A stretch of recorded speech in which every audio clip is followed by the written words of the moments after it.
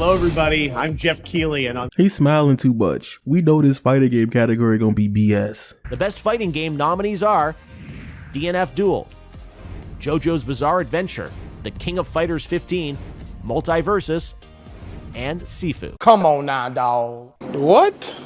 Huh?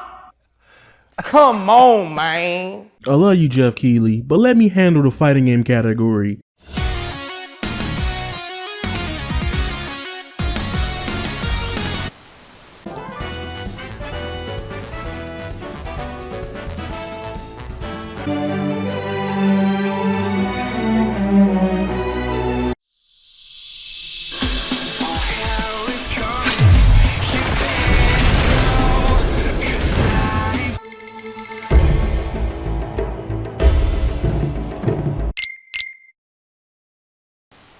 "2021 was a very weird and you can argue a dry year for fighting games. I would even go to say to some extent that fighting games were points of time almost non-existent throughout the year. I mean, of course, everybody has their individual communities. People are still playing older games from previous years, as you should. Don't let anyone tell you that your game is dead. But in terms of hype, new stuff, there was only a couple things that actually weighted in 2021 in terms of the fighting game genre.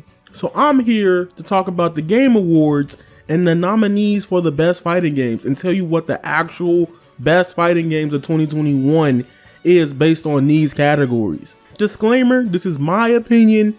Don't get mad or upset. Tell me anything like that. I'm just giving you my strong, straightforward ass opinion. Okay? We out here. Capiche? Let's get it. Alright, let's just get it out the way. Sifu should not be here. Sifu is actually nominated here again in the action game category as well as the fighting game category. And yeah, some people be like, but it is a fighting game. All you do is really fight and walk forward.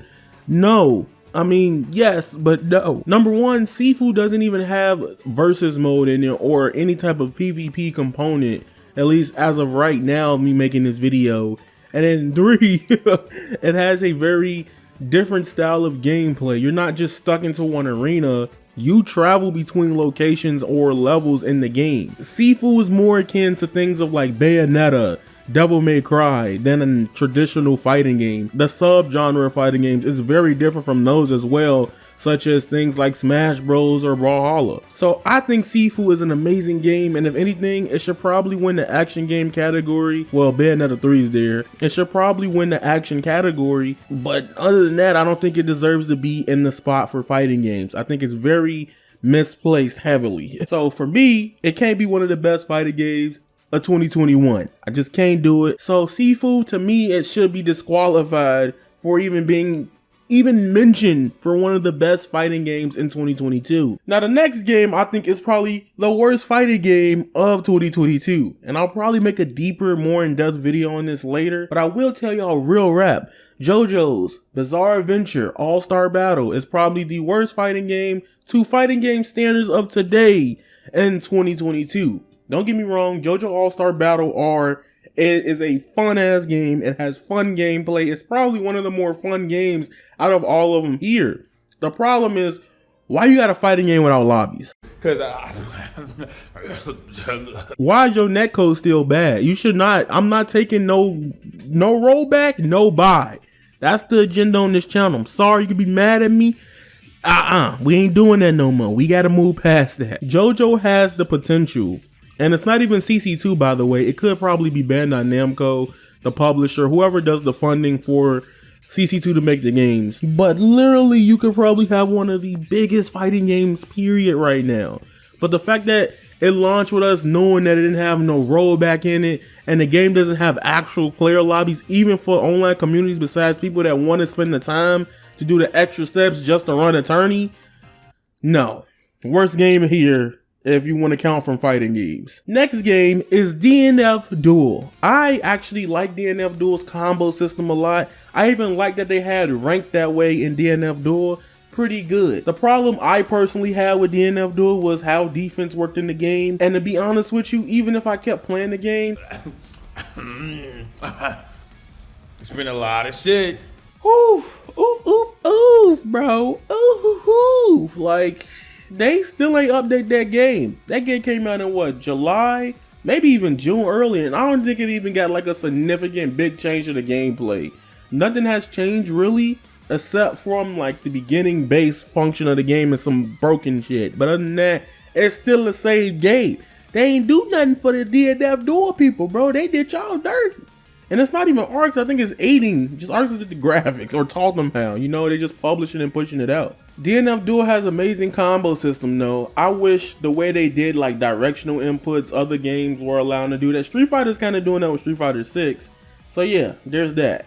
And next is the final two contenders for best fighting game of 2022. This is the hardest one and the hardest one for me because it depends on how you view fighting games. From an FGC perspective or a general audience perspective. There's two ways you can look at this, and I'll explain why. Multiversus did something groundbreaking over above many other genres, not only the FGC. When a game launched, it had 150k concurrent players on Steam.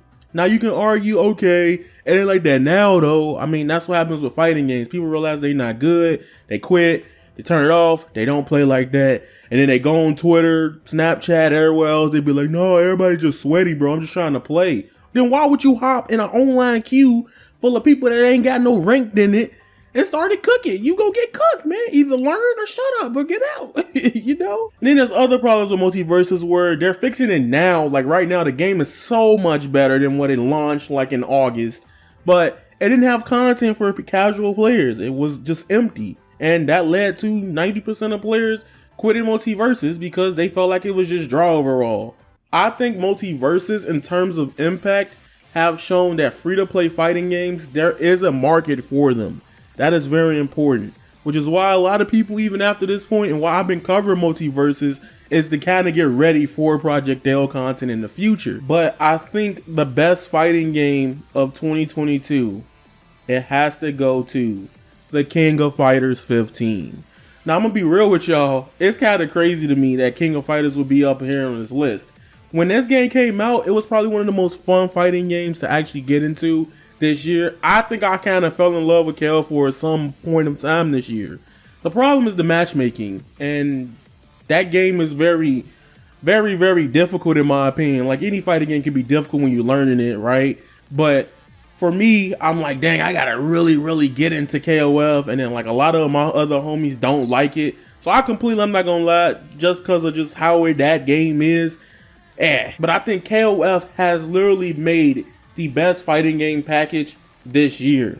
But I also think Multiversus could probably be the predicted winner for the Game Awards this year as well. I think in terms of impact, everybody and their mama was playing Multiversus over King of Fighters 15. And I think that's beautiful for that game, for that community. But I think if I had to sit there and say, would I rather take this $60 product that I would have to buy for King of Fighters 15 at launch or Multiversus at launch, as a fighting game fan, a person that loves what fighting games usually have to package since early 2002, I gotta get King of Fighters 15. It is literally a modern package. There's a lot of things that could be better, and I honestly will argue the rollback can be better in King of Fighters 15 rather Multiversus for a lot of its player experience. At the end of the day, it's up to what you like between the two games. A lot of people don't even want to consider Multiversus being a fighting game. Oh, it's a platform fighter like Smash. That's not a true fighting game. That's stupid narrative. But yeah, that's all I gotta say. So the best fighting game of 2022 is the King of Fighters 15. If you guys enjoyed today's video, make sure you guys hit the like button, subscribe, and comment down below on what you believe is the best fighting game of 2022. I will also say, you want a hot take? A hot take? I honestly think Street Fighter 6 Beta was probably the best fighting game I've played this whole entire year. Street Fighter 6 right now, I don't even come out until 2023. And y'all be like, come on, bro, did you really put this here? But I'm gonna be honest, Street Fighter 6 slapped. The netcode, if they drop what they gave us in that beta today, I probably will still be making content on Street Fighter 6. I still got Street Fighter 6 on the mind right now, so there's that. But if you guys enjoyed today's video, make sure you hit the like button, subscribe. I'm not playing with you. Hit the subscribe button, help your boy out. Alright, turn on the bell, because it gives you all the notifications for your boy content. You already know how that works. And essentially, Comment down below what you believe is the best fighting game of 2022. It's your boy Avataryaya. You guys are golden, and that is Raw. Squalla, peace, and follow me on Twitter. I'm out. This video took a couple days because I was like, yo, who should actually win? There's something to love about every fighting game in this category. Sifu shouldn't be here. That means things like God of War. Shoot, Final Fantasy 7 Remake could kind of be there because fighting game characters also have weapons and swords too, right? Soul Calibur is an example of that. So Sifu shouldn't be here. Good game, just in the wrong category. And it's not even just head-to-head combat, it's single player. Then we go to DNF Cruelty. Okay, DNF is a game that I think has very fun gameplay, somewhat reminiscent of like the Marvel 3-ish days, Marvel 2-ish days with aiding. I think that's beautiful. I think the way they treated DNF Duel right now, so awful. We haven't even had a DLC. This is like weird for a fighting game, by the way. We haven't had a new DLC character, period. And I think that sucks for DNF Duel. Then there's Jojo's Bizzarre Adventure All-Star Battle. Probably one of the most funnest fighting games CC2 has ever created. But they just plagued it with like old 2012 mannerisms and philosophy with the games. I get that y'all don't have to try that hard with the IP because the Jojo fans are gonna love it regardless of all the other stuff. Me, I like Jojo, but I don't go crazy for Jojo. So I'm gonna criticize the product as what it is and not what's on there. I remember Sakurai even made a video like there's no point in criticizing license-based games as a fan, but I've been dealing with CyberConnect 2, if you've known the history of me, the channel and the content creation scene, forever. They need to evolve. CC2, y'all need to put rollback in y'all games and stop making fighting games without lobbies. That is so dumb. Stop doing that. That's unacceptable to me at this point. If you like the game for what it is, cool. The game is still solid. It's still a fun video game, but it got too many problems that it shouldn't have in 2022. I can understand, like, all right, companies are starting to push rollback netcode into their games. I get that. That is dope. That's fire. I dislike that we don't have lobbies. I was gonna run tournament series for this game. I was gonna try to do one for Jojo's. Netcode's also bad. It's just a very product. It's like you're so good, and then you look at the game inside of you like, damn. That's why people roast the anime games, by the way, y'all. Stuff like JoJo's. But the fact that it got nominated is still a blessing. Then it comes down to the final two. For Impact, I gotta give it to Multiversus. If I had to go around Impact, right? I think Multiversus did something that proved two things. Free-to-play fighting games are really strong, and IPs are also very strong for fighting games. That's the two things Multiversus proved this year. Now, if we talk about the gameplay and all the other stuff, there's people that dislike the gameplay. People are like, the game's dead at this point, which that is not true. Just because the player base numbers dwindles down doesn't mean it's dead. If you could turn on the game and find matchmaking in less than 30 seconds, heck, even a minute, I'll be nice, that game is still alive. Don't look at the numbers on Steam charts, especially this game has crossplay too. We don't even know the numbers on PlayStation or Xbox, you know? This has crossplay. I can find matches in less than 30 seconds in Multiversus. That's something this game has done over any other fighting game. Multiversus has also been the first fighting game I know in my mind that dropped new fighting game characters every 2 to 3 weeks of a month, or every other week, or almost, pretty much.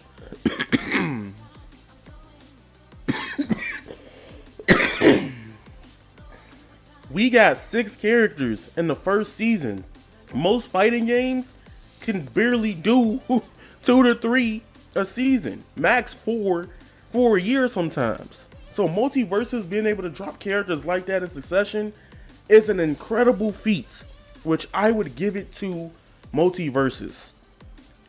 But I have to say, in terms of the best $60 product versus a free-to-play game, Multiversus is just now getting there.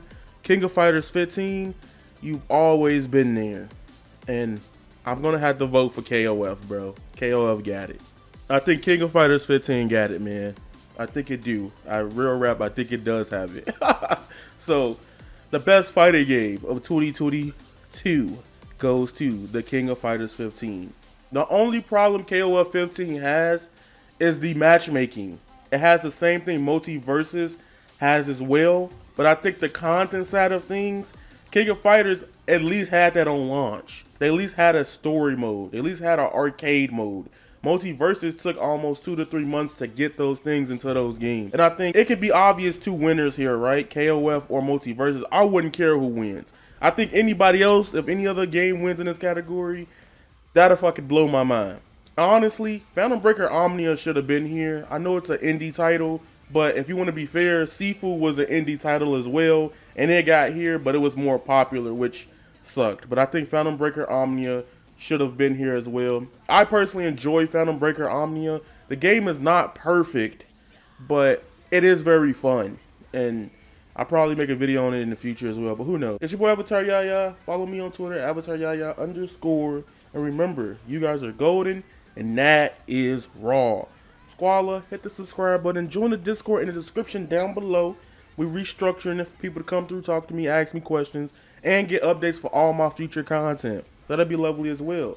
But remember, you guys are golden, and that is raw. Squala, peace, and I'm out. I've been the devil, I need me an arc in the water. My breathing, I feel like Tanjiro. Walking this bitch with a soundbox, I want let you rock it, I keep me a domino.